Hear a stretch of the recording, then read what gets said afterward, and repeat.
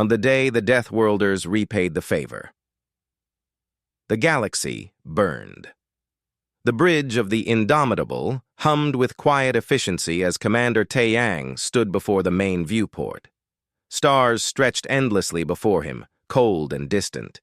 He had been staring at them for nearly 20 minutes, lost in memories that refused to stay buried.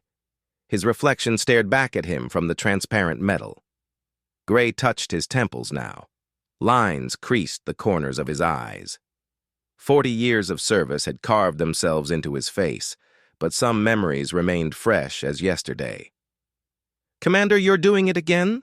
Dr. Hana said softly as she approached. Her tablet glowed with biological data, but her attention focused entirely on her old friend. Taeyang managed a tired smile. "Doing what?" "Remembering. I can always tell.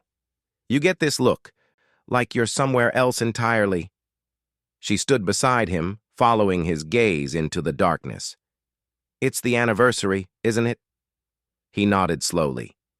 200 years ago today, the Valkyrie entered Earth's orbit and offered us salvation. No strings attached, no contracts, no demands, just help when we needed it most. Hana had heard the story countless times, but she never interrupted. Everyone alive knew what the Valkyrie had done for humanity. Schools taught it, monuments commemorated it. Parents told their children the tale of the kind aliens who saved Earth from dying. The planet had been suffocating. Humanity's industrial age had poisoned the atmosphere faster than anyone predicted. Temperatures soared, oceans acidified, crops failed across entire continents. Governments collapsed, wars erupted over resources. 10 billion people faced extinction within 2 generations. Then the Valkyrie came. Insectoid beings, elegant and strange, with compound eyes that sparkled like crystals. They arrived in ships that looked grown rather than built. They had been exploring, they said. They found Earth by accident, and they could not simply leave. Their terraforming technology reversed centuries of damage in just 3 decades. Atmospheric processors cleaned the air. Biological filters purified the oceans. Genetic modifications strengthened crops. They shared it all freely, asking only for friendship in return. "My grandmother met one of them," Hana continued, her voice distant. "She was 7 years old, living in a shelter because her city was underwater. A Valkyrie named Tissa Hari brought her fresh fruit, real fruit, not synthetic. She said it was the first time she'd tasted something sweet in her entire life." Taeyang turned to face her properly. "We owe them everything." "We do," Hana agreed. Lieutenant Minho's voice crackled through the ship's communication system, sharp with urgency. "Commander Taeyang to the bridge immediately. We have a priority signal." The casual atmosphere evaporated instantly. Taeyang and Hana rushed to their stations. The bridge crew already hunched over their displays, faces tight with concentration. "Report," Taeyang ordered, sliding into his command chair. Minho worked frantically at the tactical station. The young officer's hands flew across holographic controls. "Sir, we detected a distress beacon approximately 3 minutes ago. Source is deep in Valkyrie space, near their primary colony cluster." "Valkyrie don't send distress signals," Hana said quietly. "They've never needed to." The words hung heavy in the air. Everyone knew the truth in them. The Valkyrie were pacifists. Their species had evolved on a gentle world with abundant resources and few natural predators. War was foreign to them. Violence was something they studied academically, not something they practiced. "Play the signal," Taeyang commanded. Static filled the bridge. Through the crackling interference, a voice emerged.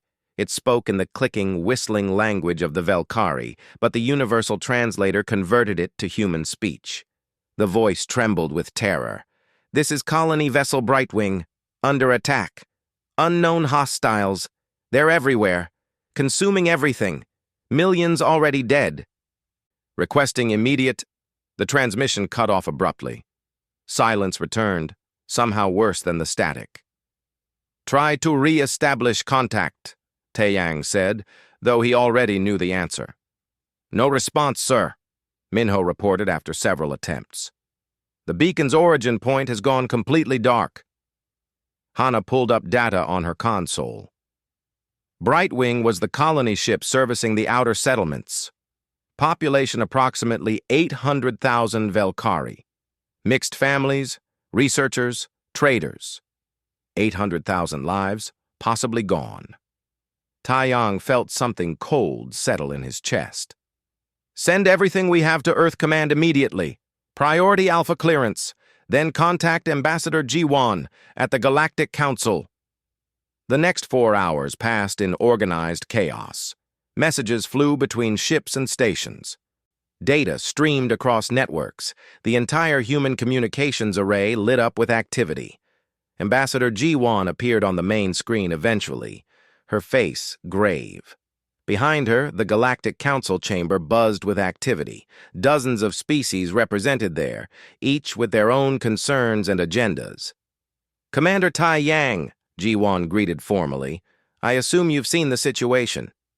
Only what little we received, Ambassador. What does the Council know?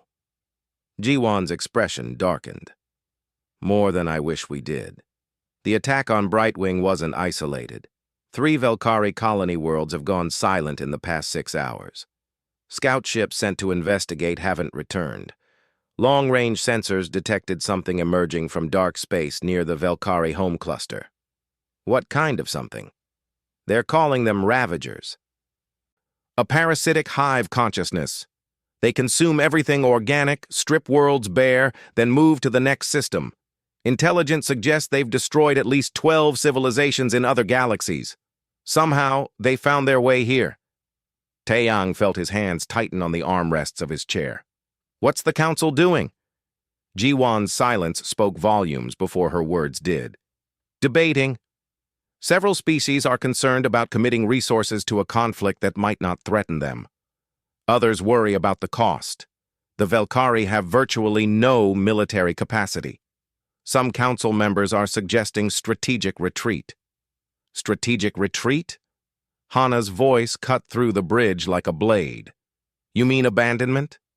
I mean, Jiwon said carefully, that not everyone sees the value in risking ships and lives for a species that cannot defend itself. Taeyang stood slowly. Tell the Council that humanity requests permission to respond. Taeyang, they're still discussing. Tell them, he interrupted, his voice carrying steel, that humanity doesn't need permission to help our friends. Jiwon studied him through the screen. Something shifted in her eyes. Understanding, perhaps, or recognition. I'll convey your message, Commander. Be ready to move quickly. If the Council refuses to act, Earth might have to make a difficult decision. The connection terminated. Taeyang turned to his crew. Every face watched him, waiting. He saw fear there, certainly, but also determination. They all knew the stories. They all learned history.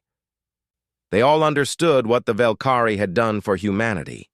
Minho, calculate jump coordinates to Velkari space. Hana, start preparing medical facilities. Assume heavy casualties. He paused, letting the weight of his next words settle. And someone contact General Dae-hyun. Tell him we might need the fleet. The entire fleet, sir? Minho asked. Taeyang met his gaze steadily. All of it. The bridge erupted into controlled activity. Orders transmitted, systems prepared. The Indomitable began powering up weapons that had never fired in anger, only in drills and exercises. Somewhere far away, in the cold darkness between stars, the Velkari were dying, crying out for help that might never come, facing extinction at the hands of something ancient and merciless. But humanity remembered. Humanity always remembered who helped them in their darkest hour. Commander Taeyang looked at the stars again. They didn't seem so distant anymore. They seemed like a path toward redemption. The day the Deathworlders repaid the favor, the galaxy burned. General Dae-hyun stood in the command center deep beneath Geneva, watching holographic displays paint the solar system in light. Ships moved into formation with practiced precision. Decades of peace had not dulled humanity's edge. If anything, prosperity had sharpened it. "Status report," he ordered, his voice carrying across the operations floor. "All fleet elements responding, General," an officer reported crisply. 47 dreadnoughts ready for deployment, 200 destroyers moving into staging positions. Marine transport ships loading personnel as we speak. Dae-hyun nodded, processing the numbers. Nearly a third of humanity's entire military strength preparing to mobilize. Politicians were screaming about it on every news channel. Financial analysts warned of economic impacts. Some citizens questioned the wisdom of such commitment. But the order had come directly from Earth's unified government, passed by an unprecedented unanimous vote. The message was simple. Bring them home. "Sir, we're receiving the Council's formal response," another officer announced. Dae-hyun pulled up the message. He read it once, then again, his expression hardening. "They're refusing to authorize military action. They want more time for diplomatic solutions." "Diplomatic solutions with parasites that consume entire worlds?" someone muttered. "Apparently." Dae-hyun closed the message. "Well, humanity didn't ask for permission 200 years ago when we were dying, and we're not asking now. Proceed with deployment. Authorization code Dae-hyun 77 Alpha." Across Earth's orbital space, the fleet began moving. Ships that had patrolled quietly for decades suddenly burned bright with purpose. Fusion engines ignited, weapons systems powered up. Marines boarded transports by the thousands. On the Indomitable, Engineer Soo-jin worked frantically in the weapons bay. Her team swarmed over missile racks and energy weapons like ants on a hill. Everything had to be perfect. Lives depended on it. "How's it looking?" Taeyang asked, stepping into the bay. Soo-jin wiped sweat from her forehead. "All primary systems green, Commander. Secondary weapons fully loaded. I'm running diagnostics on the experimental packages now." "Experimental?" She grinned, though it didn't reach her eyes. "Equipment that makes the Council nervous. Stuff they asked us very politely not to develop. Nuclear-pumped lasers. Relativistic kinetic missiles. Some chemical weapons that probably violate 3 or 4 treaties. Will it work against these Ravagers? Honestly, no idea. But if they're organic and intelligence says they are, then biology has rules. Fire burns. Radiation kills. Kinetic force destroys. We'll find something that works." Taeyang studied the weapons with a mixture of pride and unease. Humanity had promised the Council they would be peaceful members of the galactic community. They had kept that promise for 2 centuries. But peace didn't mean helpless. "Load everything," he decided. "If we're doing this, we do it properly." In the medical bay, Dr. Hana prepared for casualties that hadn't arrived yet. Trauma units stood ready. Surgical drones awaited activation. Biological containment fields hummed with power.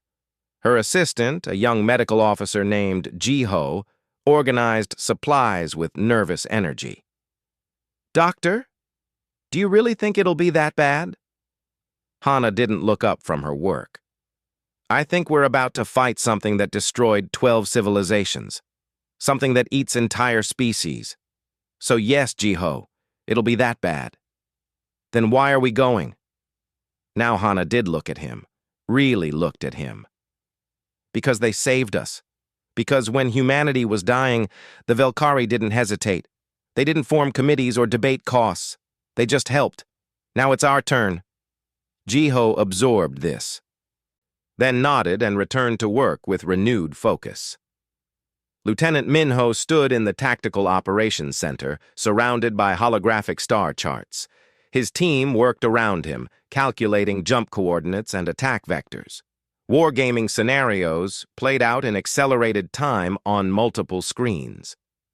"Sir, question," one of his analysts said. "Intelligence reports suggest Ravager forces number in the tens of thousands.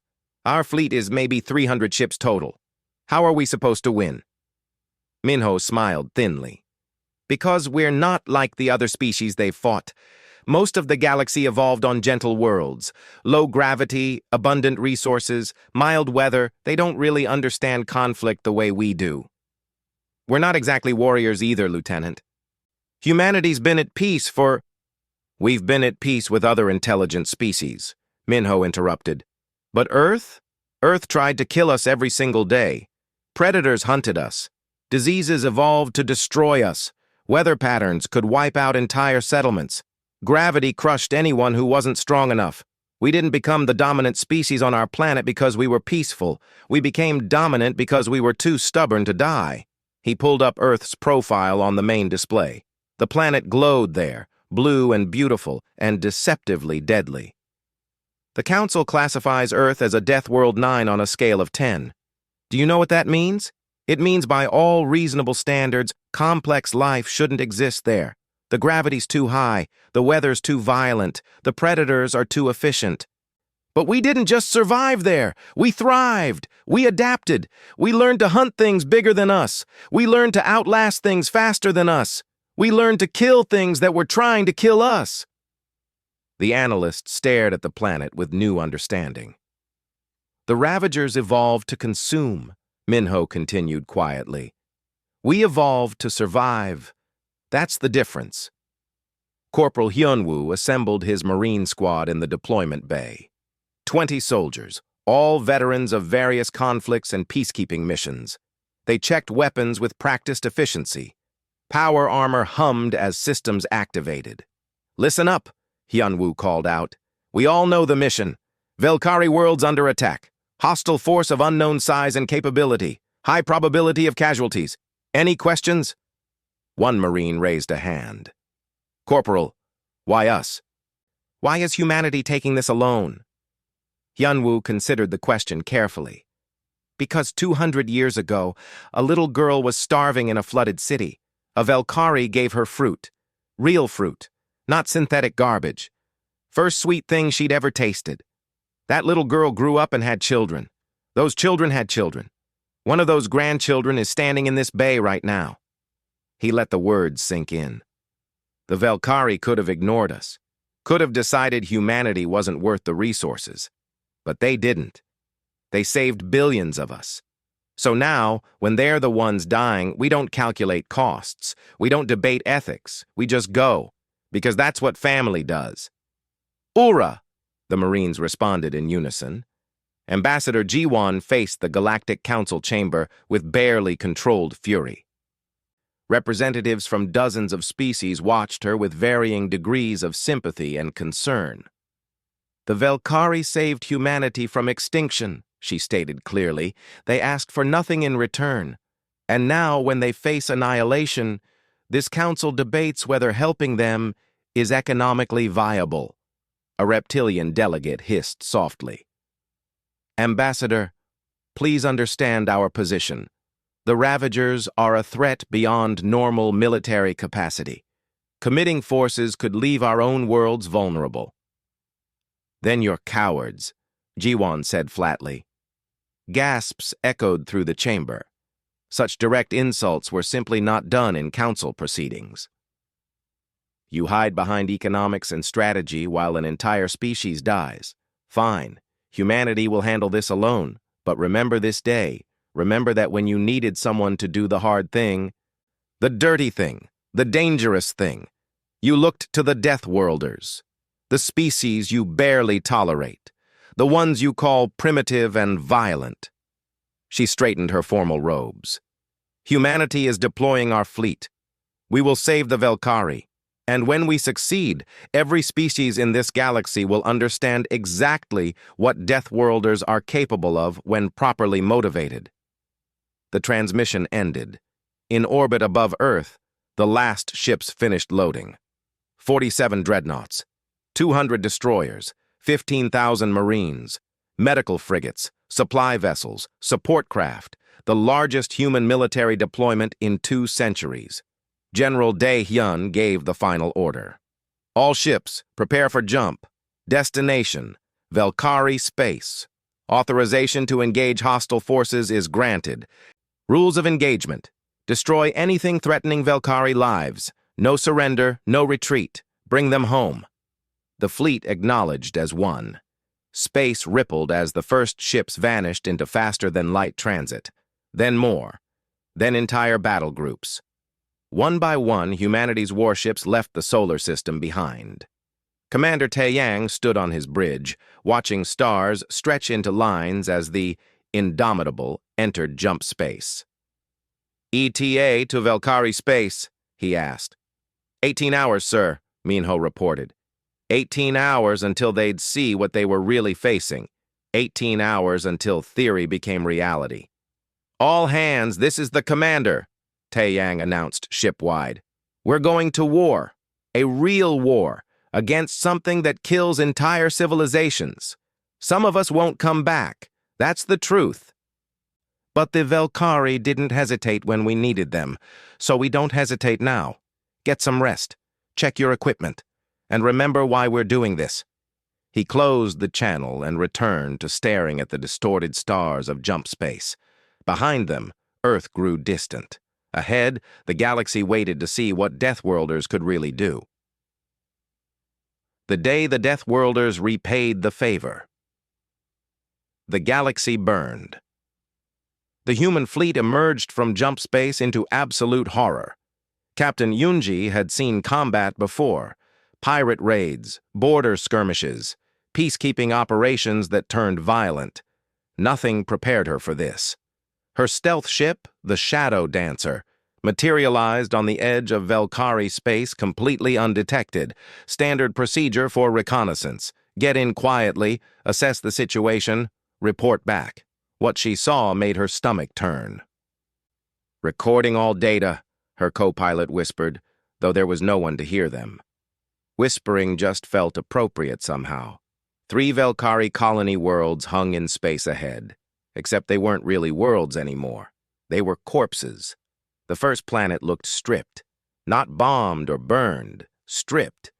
The sensors showed no vegetation, no atmosphere, no water, just bare rock where a thriving colony had existed days ago. 8 billion Velkari had lived there. Get closer, Yunji ordered, her voice tight. The Shadow Dancer drifted forward on minimal power. Stealth systems kept them invisible to most sensors. As they approached, details emerged that made the situation clearer and infinitely worse. Ships surrounded the dead world, thousands of them. But these weren't ships like anything in Council records. They looked organic, grown.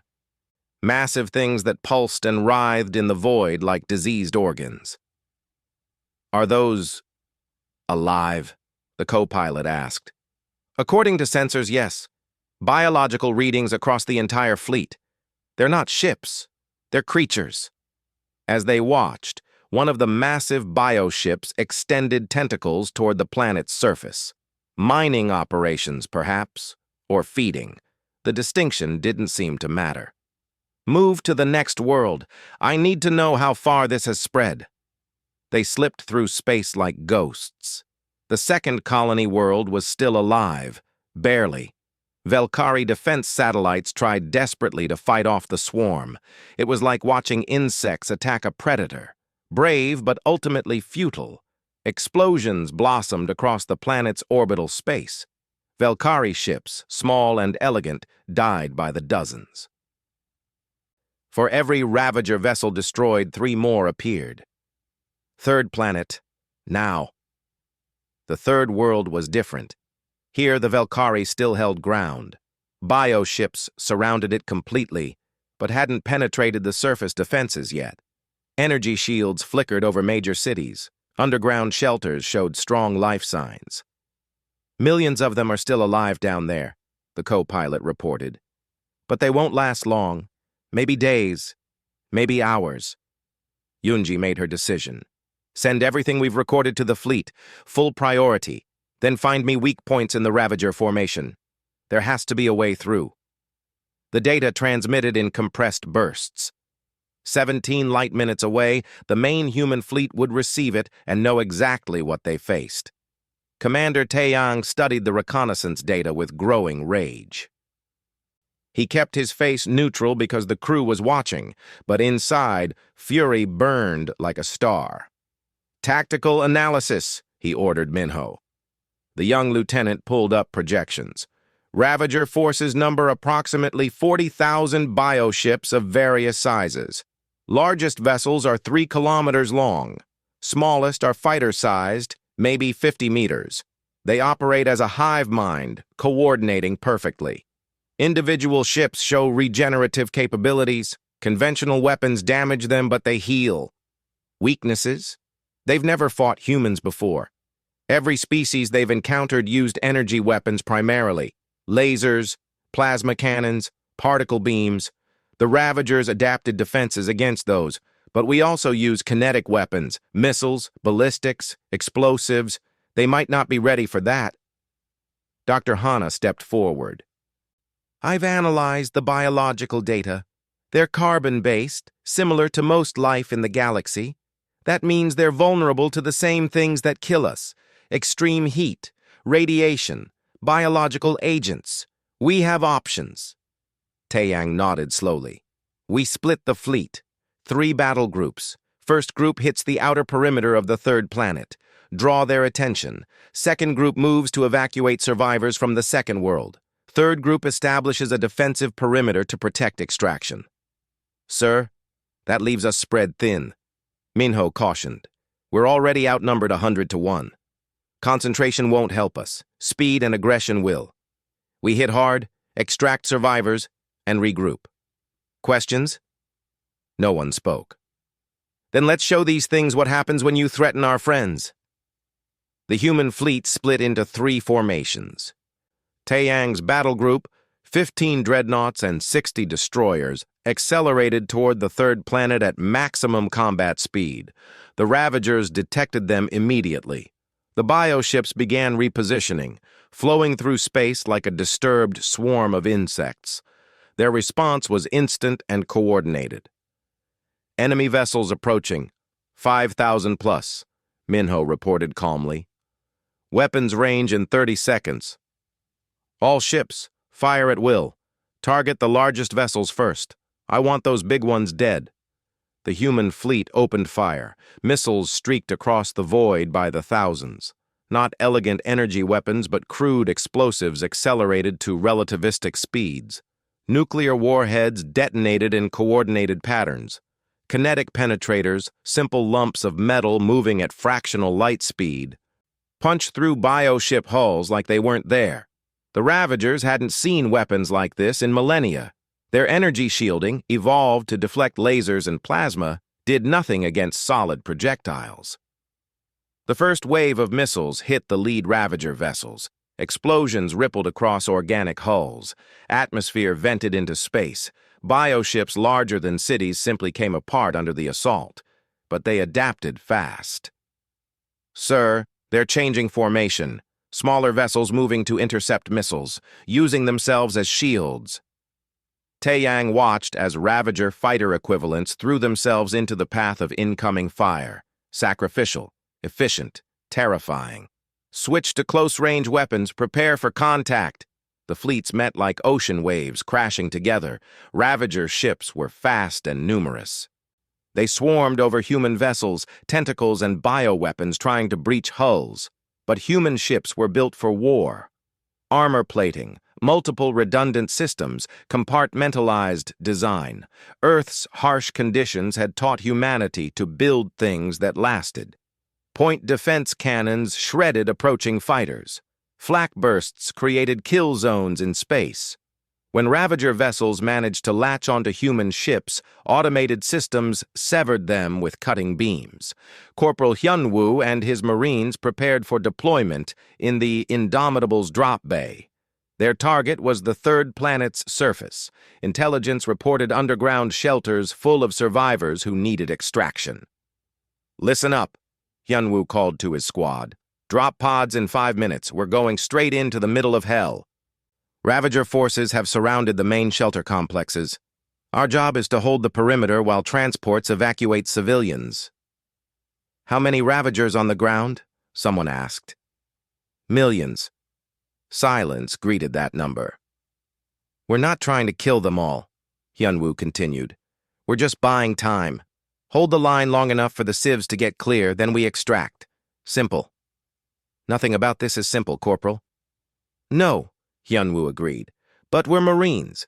We do the impossible before breakfast. Now suit up. The drop pods launched like bullets from orbit. 40 pods, each carrying 20 Marines. 800 soldiers against millions of Ravagers.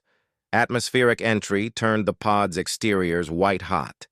Inside, Marines gritted their teeth as G-forces crushed them into their harnesses. This was insane by any reasonable standard. Most species would die from the acceleration alone. Humans called it Tuesday. The pods hit ground at terminal velocity. Shock absorbers that would bankrupt a small nation cushioned the impact. Hatches blew open explosively. Hyunwoo emerged into chaos. The Velkari homeworld was beautiful, even under siege. Crystal spires rose in the distance. Bioluminescent trees glowed softly. The air tasted of cinnamon and copper. And everywhere, Ravagers. They didn't look like ships. On the ground, they looked like nightmares. Writhing masses of flesh and teeth and limbs. Things that should not exist. They flowed across the landscape like living water, consuming everything in their path. Form perimeter, covering fire for the transports. Marines deployed with practiced efficiency. Heavy weapons set up in overlapping fields of fire. Infantry took cover behind hastily constructed barricades. Combat drones launched into the air. The Ravagers noticed them immediately and attacked. They came in waves, hundreds at first, then thousands. Claws scraped against armor. Acid sprayed across shields. Bioweapons that would liquefy most species splashed harmlessly against human defenses. Contact front! Engaging! Gunfire erupted across the perimeter. Explosive rounds turned Ravagers into spray. Incendiary weapons set them burning. Railguns punched through multiple enemies at once. But they kept coming. Elder Thiska huddled in the underground shelter, surrounded by her people. Velkari children clutched their parents. Elderly citizens prayed to gods who seemed very far away. They had been trapped here for 3 days, listening to the sounds of death above. Then the roof exploded inward, and something dropped through. Not a Ravager, something else, armored and massive and terrifying in its own way. Velkari citizens remain calm, a translated voice boomed. Human Expeditionary Force here for evacuation. Follow me if you want to live. Thiska stared at the human soldier. She had met humans before, at diplomatic functions. Friendly creatures, surprisingly small and soft. This thing before her looked like war itself given form. The humans came? She whispered in disbelief. Every last one of us, the soldier confirmed. Now move. Transport's landing in 2 minutes. We don't have long. The Velkari streamed out of the shelter into artificial daylight. Transport ships, huge and armored, settled onto landing pads. Human Marines formed a living wall between civilians and the Ravager swarm. Go, go, go! Hyunwoo shouted. Get them loaded! His ammunition counter blinked red. Low, very low.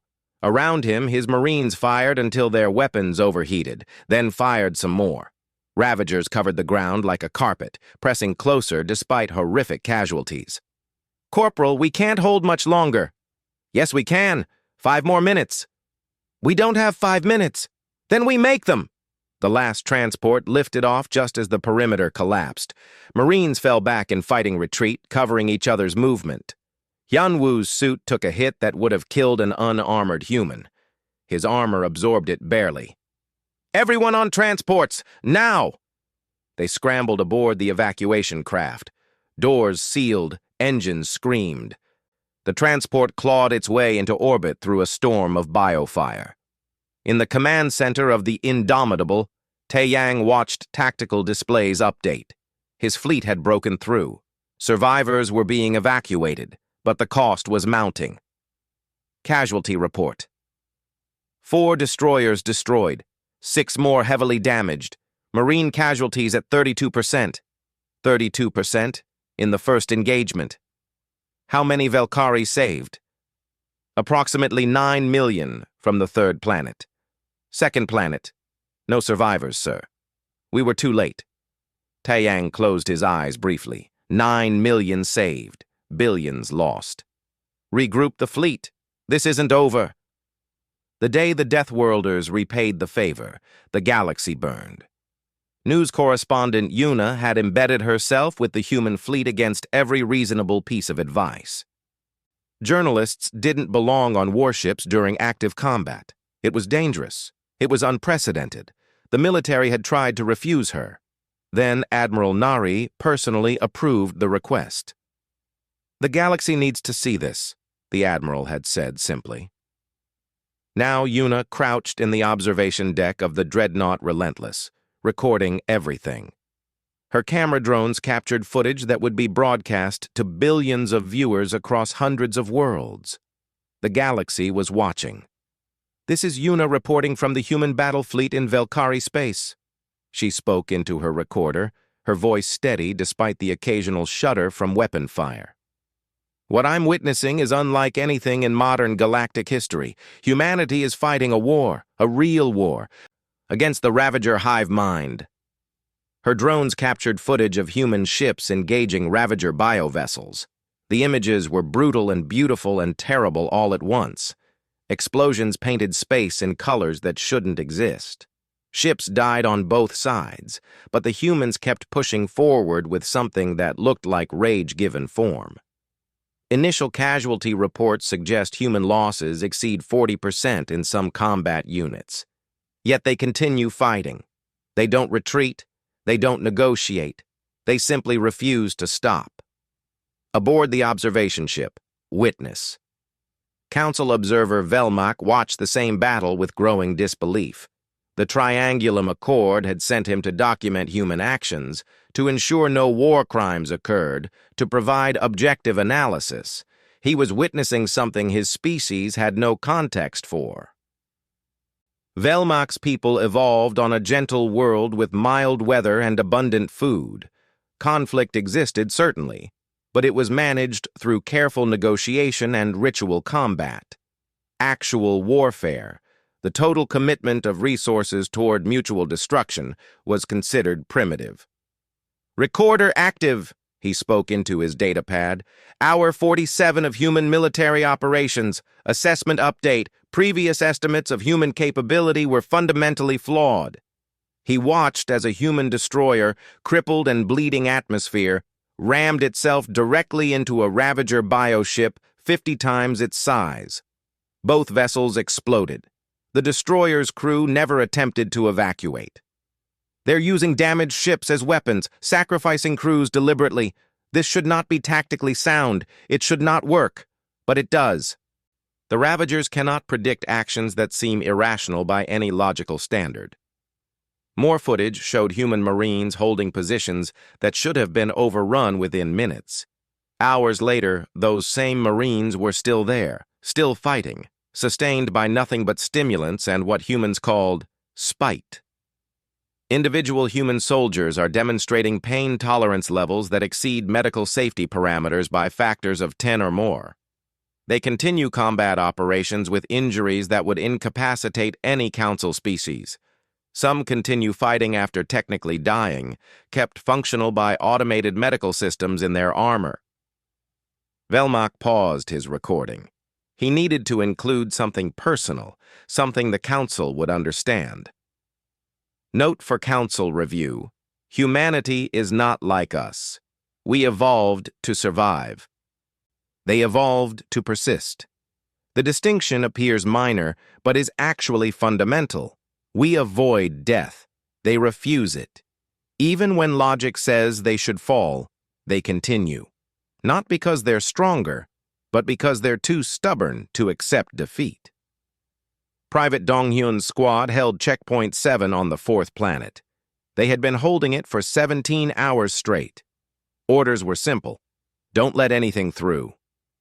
The checkpoint was a narrow canyon passage leading to underground shelters housing 2 million Velkari civilians. If the Ravagers got through, those millions would die.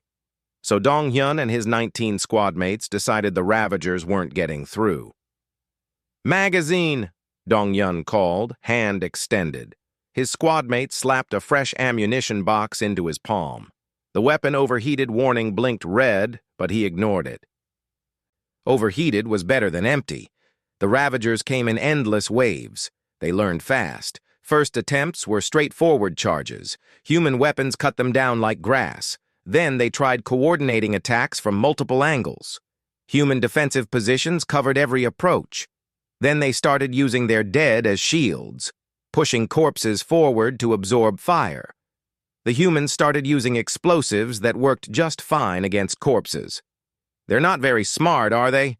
someone commented during a brief lull.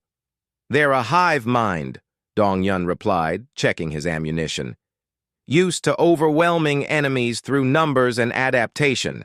They've never fought something that just refuses to be overwhelmed." "How much longer can we hold?" Dong-hyun checked his tactical display. Evacuation progress showed at 68%. 4 more hours minimum." "We don't have ammunition for 4 more hours. "Then we'll improvise." 2 hours later, they were down to 3 functioning rifles. Ammunition crates sat empty. Medical supplies had run out 40 minutes ago. Half the squad carried injuries that required immediate treatment. They held anyway. Dong-hyun spotted a Ravager pushing through the defensive line and grabbed his combat knife. It was a simple blade, nothing fancy. Steel and carbon and human stubbornness forged into a tool. He drove it into the creature's neural cluster. It shrieked and died. He pulled the blade free and moved to the next target. Behind him, his squad mates did the same. When you run out of bullets, you use knives. When you run out of knives, you use rocks. When you run out of rocks, you use fists. That was the human way. Engineer Soo-jin stood in the Indomitable's weapons laboratory, staring at containers that made her ethically uncomfortable. Inside those containers were biological agents, viruses, plagues, weapons banned by every council treaty because they were simply too cruel. "Are you sure about this?" Taeyang asked quietly. Soo-jin looked at her commander. "No, sir. I'm not sure about any of this. These weapons are terrible, but the Ravagers are worse. They've killed billions. They'll kill billions more if we don't stop them." Dr. Hana reviewed the biological data for the 100th time. The Ravagers are organic, carbon-based. Their hive mind communicates through biological signals. If we can disrupt those signals, we can kill them, Soo-jin finished. Not just hurt them, actually kill them. The biophage I've developed targets their neural tissue. It spreads through contact. One infected Ravager can infect hundreds. The hive mind makes it worse for them because they share everything. "Deployment method?" Taeyang asked. "Missiles, atmospheric dispersal, close-range delivery. Honestly, sir, getting it into their system is the easy part. They consume organic matter. They'll absorb it naturally." Taeyang was quiet for a long moment. Using biological weapons felt like crossing a line, but the Ravagers had already crossed every line that mattered. "Implement Pandora Protocol. Deploy the weapons." Across the human fleet, weapons that had never been used in galactic warfare activated, incendiary compounds that burned in vacuum, sonic weapons that exploited the Ravagers' communication frequencies. Chemical agents designed to cause maximum biological disruption. The humans had promised the Council they would be peaceful. They had kept that promise for 2 centuries. But peace didn't mean they forgot how to fight. Earth had taught humanity warfare in a school with no graduation. The biophage deployed from missile warheads looked like ordinary explosions. Ravager ships nearby absorbed the organic compounds automatically, feeding on what they thought were destroyed human vessels. Then they started dying. It began slowly, individual bioships shuddering, then convulsing, then tearing themselves apart from the inside as the phage spread through their systems. The hive mind tried to isolate infected vessels, but the damage was done. The phage spread through their communication network itself. "Sir." Ravager formations are breaking up, Minho reported with barely concealed excitement. They're trying to quarantine infected ships, but the phage is spreading faster than they can respond. Taeyang watched the tactical display. Red markers representing Ravager vessels blinked out by the dozens, then hundreds. The tide was turning, but the cost remained high. Updated casualty figures? He asked. 12 dreadnoughts destroyed or critically damaged, 43 destroyers lost, marine casualties approaching 50%. Medical frigates are overwhelmed. 50% casualties. Half of the Marines who deployed would never go home. And they still had 3 planets to reclaim. Yuna's broadcast reached across the galaxy.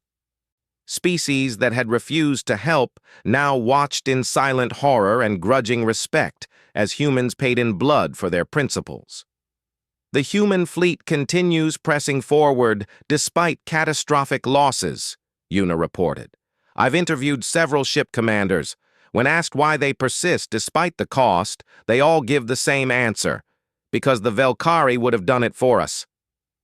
Her camera captured footage of Marine units holding impossible positions, of ships with names like Vengeance and Reckoning, burning in space, but still firing until their reactors died, of medical bays where doctors worked 30-hour shifts trying to save everyone they could. The galaxy watched and began to understand.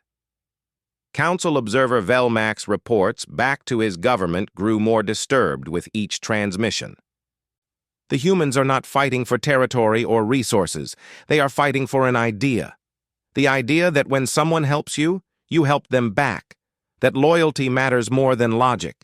That some debts can only be repaid in blood. This is irrational behavior, his superiors responded. Yes, Velmac agreed. And it's winning. The Ravagers evolved to fight rational opponents who calculate acceptable losses. Humans don't calculate. They just fight until they win or die. The Ravagers have no defense against that.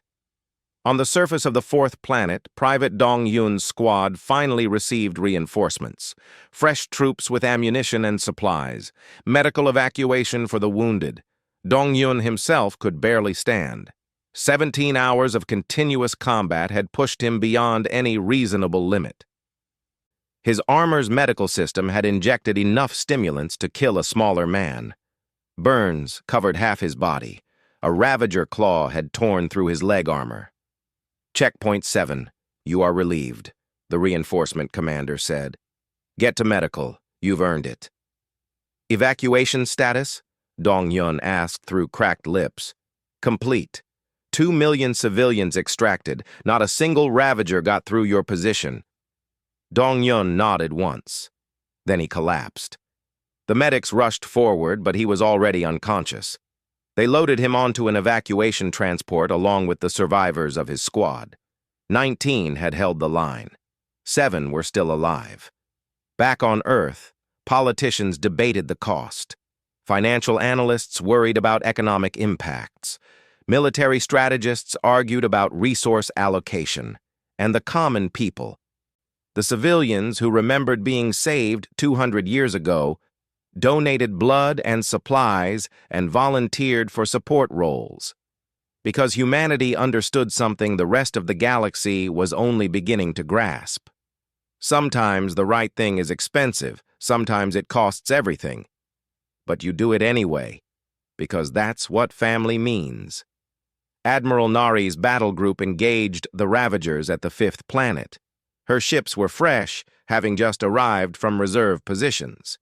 The enemy was weakened by the biophage and demoralized by unexpected resistance. All ships, engage at will. Today we reclaim what was stolen. The human fleet fell upon the Ravagers like wolves, coordinated, vicious, utterly merciless, space filled with fire and death and stubborn human determination.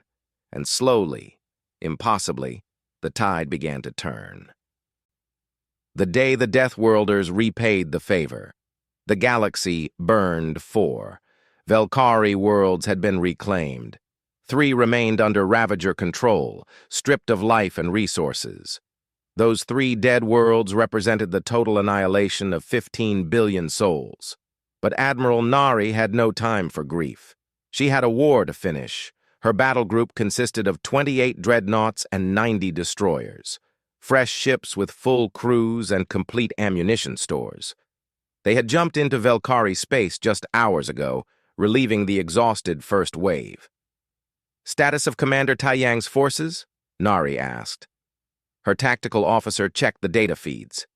"The Indomitable and surviving ships are in defensive positions around the reclaimed worlds. They're providing orbital support for ground operations and protecting evacuation routes. Current operational capacity estimated at 40%. 40%. They had started with 300 ships. Less than half remained combat effective. Make sure they get resupply priority, medical, ammunition, everything. Those crews earned it." Nari studied the tactical display showing the 3 dead worlds. "Now let's finish what they started." Sergeant Kyung-min and his Special Forces team prepared for the most dangerous mission of the entire campaign.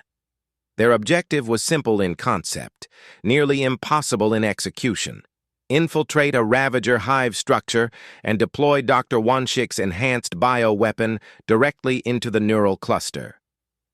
"Equipment check," Kyung-min ordered. His team moved through their gear with practiced efficiency: stealth suits that bent light, rebreathers rated for toxic atmospheres, enough explosives to level a city block, and the weapon itself contained in a reinforced case that glowed faintly with biohazard warnings. Dr. Wanshik stood nearby, looking distinctly uncomfortable with the entire situation. He was a biochemist, not a soldier. His specialty was genetic research and disease vectors. Now his work was about to kill millions. "The weapon is stable," he explained for the 3rd time, nervous energy making him talk. "But once you activate it, you have approximately 10 minutes to extract. The dispersal radius is 3 kilometers. Everything organic in that radius will be infected. That includes you." "We'll be clear in 9 minutes, Kyung-min assured him. "But if something goes wrong, then we die doing our jobs, Doctor. Same as everyone else in this fleet." Wanshik fell silent. These soldiers had a calmness about death that he found both admirable and terrifying. The insertion craft was a stealth bomber designed for exactly this kind of mission. It slipped through Ravager sensor coverage like a shadow, exploiting blind spots that Captain Yunji's reconnaissance teams had mapped during the first assault. They landed on the surface of the first dead world. Kyung-min's team emerged into a landscape of absolute devastation. Nothing lived here. The atmosphere was toxic. The ground itself looked digested, processed, stripped of anything valuable. In the distance, Ravager hive structures rose like diseased organs, massive bio-buildings that pulsed with sickly light. Those structures coordinated Ravager activities across the entire planet. "Move out! Weapons silent until contact." They crossed the dead ground in total silence. Stealth suits made them nearly invisible. Enhanced sensors watched for Ravager patrols. Every step was calculated. Hours passed. They reached the outer wall of the hive structure. Up close, it looked even worse. The wall was made of compressed organic matter, bones and flesh and things that might have once been Velkari, all processed into building material. "Entry point ahead," one of the team reported. They found a ventilation shaft. The opening pulsed like a throat. Kyung-min didn't hesitate. He dropped inside and his team followed. The interior of the hive was a nightmare made real. Corridors of living tissue stretched in every direction. Fluids dripped from walls. The floor moved beneath their feet like breathing.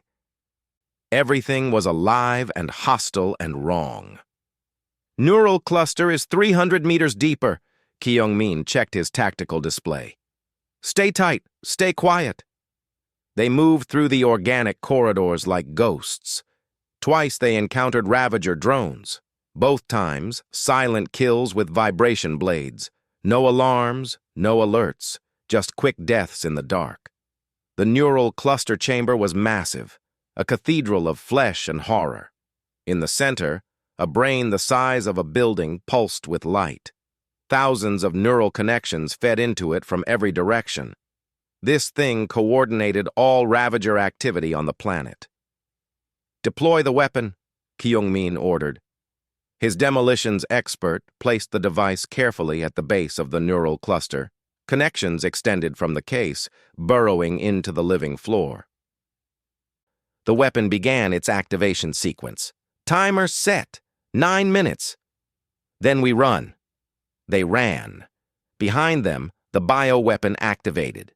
It looked nothing like a traditional weapon. No explosion, no fire, just a quiet release of engineered viruses that began spreading through the neural cluster. The cluster noticed immediately. Alarms shrieked through the hive. Ravager drones poured into corridors. But the infiltration team was already gone, racing back the way they came. 6 minutes, someone called. They burst from the ventilation shaft into open air. The extraction craft was waiting, engines hot. They scrambled aboard, and the craft launched immediately. From orbit, they watched the hive structure die. It took 3 minutes. The neural cluster simply shut down as the virus spread through its systems. Without coordination, the planet's Ravager forces became mindless animals, easy prey for orbital bombardment. "Target destroyed," Kyung-min reported. "Moving to the second world." They hit all 3 dead planets in sequence. Same mission, same result. The enhanced bioweapon worked perfectly every time. Too perfectly, perhaps. Dr. Wanshik watched the death toll climb and wondered if he had created something worse than the Ravagers themselves. While Special Forces destroyed neural clusters, Admiral Nari's main fleet began the most brutal doctrine in human military history: scorched Earth. The concept was simple and merciless.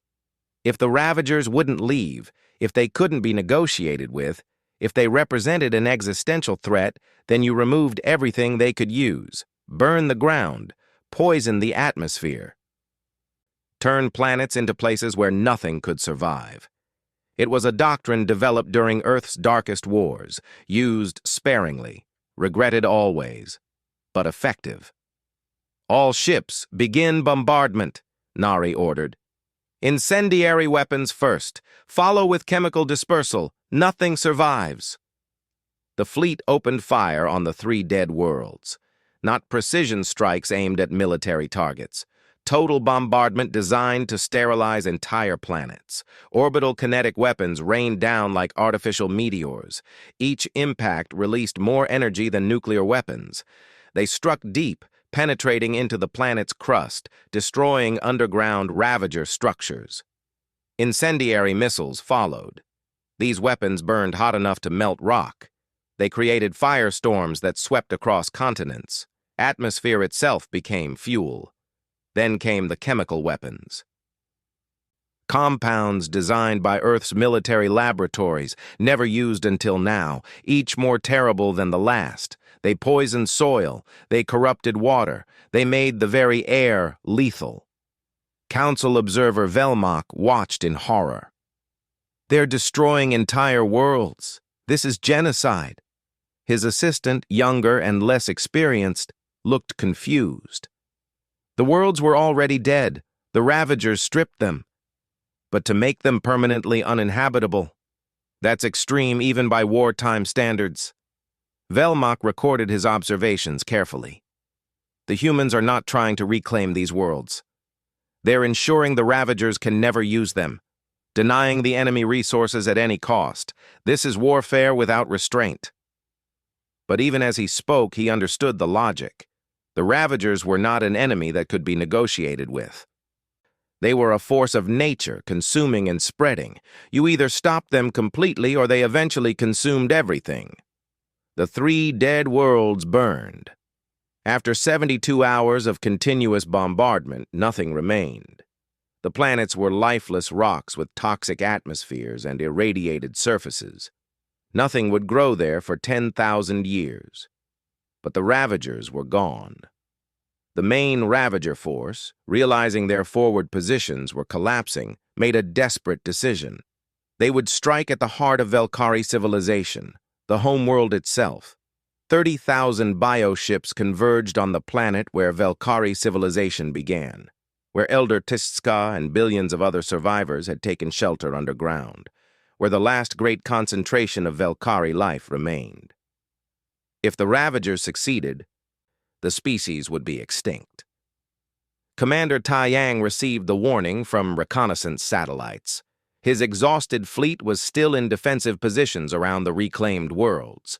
His ships were damaged. His crews were beyond tired. His ammunition stores were at 30% capacity. "How long until they reach the homeworld?" he asked. 4 hours at current speed, Minho reported. 4 hours to save a species. 4 hours to justify everything they had sacrificed. "Contact Admiral Nari. Tell her to divert whatever she can spare. Then contact General Daehyun on Earth. We need reinforcements." "Sir, Earth is 6 days away at best speed." "I know, but we have to try everything." Taeyang stood on his bridge, looking at the tactical situation. 30,000 enemy ships against his remaining forces. The math was simple and brutal. They couldn't win a conventional engagement, so they wouldn't fight conventionally. "Minho, calculate an intercept course. We position ourselves between the Ravagers and the homeworld." "Sir, that's suicide. They'll go right through us." "Not if we make ourselves too expensive to ignore. Load every remaining nuclear warhead we have. Contact the other ships. Any vessel that can still fly joins us. Everything else covers the evacuation." Understanding dawned on Minho's face. "You're going to block them." "We're going to try." The word spread through the fleet. Every ship capable of combat maneuvering began moving into intercept positions. Damaged vessels. Ships running on backup systems.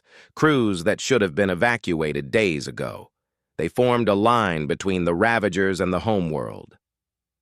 18 dreadnoughts. 43 destroyers. Barely a fraction of what they started with.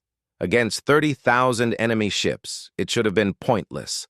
But the Ravagers had learned to fear humans. Learned that even when outnumbered, even when logic said they should break, humans just kept fighting. The hive mind calculated probabilities and didn't like what it found. So it tried to go around. The human fleet adjusted course. Blocked them again. The Ravagers tried another direction. The humans moved to intercept. "They're testing us," Minho observed, "trying to find a weakness." "Then we don't show them one. All ships prepare for engagement. When they commit, we make them pay for every meter." The Ravagers finally made their choice. They would go through. The swarm accelerated. 30,000 bioships bearing down on 61 human vessels. The laws of physics said this would be a massacre. Taeyang had one last trick. "All ships, execute Thermopylae Protocol." Every functioning vessel in the line activated their fusion reactors at maximum output. Not for propulsion, for detonation. They would turn themselves into bombs. Sacrifice every ship to create a wall of destruction the Ravagers couldn't cross. But they needed to time it perfectly. Too early and the Ravagers would simply fly around the blast. Too late, and they would be past the intercept point. "Fusion reactors at critical," Engineer Su Jin reported. Her voice was steady despite knowing what came next. "Detonation in 90 seconds. All crew to escape pods," Taeyang ordered. "Evacuation authorization immediate." Throughout the fleet, crews abandoned their ships. Escape pods launched by the hundreds. Automated systems took control of vessels, maintaining course and speed, but not everyone evacuated. Taeyang remained at his post. So did Minho. So did a handful of others on every ship. Someone had to stay behind to ensure the detonations synchronized properly. Someone had to pilot these vessels to the very end. "Sir, you should evacuate," Minho said quietly. "So should you, Lieutenant." "Someone needs to stay." "Then we both stay." They shared a look. Understanding passed between them. This was the end, but it was an end with purpose. 30 seconds, Sujin's voice came through the ship-wide communication. She had stayed too. So had Dr. Hana. So had dozens of others across the fleet. The Ravager swarm closed to within 1 kilometer. Point-blank range in space combat. 10 seconds.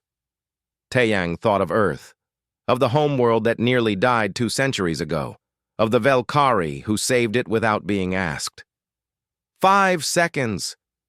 He thought of the billions of lives depending on what happened in the next moment. Detonation. 18 dreadnought fusion reactors exploded simultaneously. The energy release was incomprehensible. For one brief instant, artificial stars bloomed in space. Light bright enough to blind sensors across 3 star systems. The Ravager swarm flew directly into that light and burned.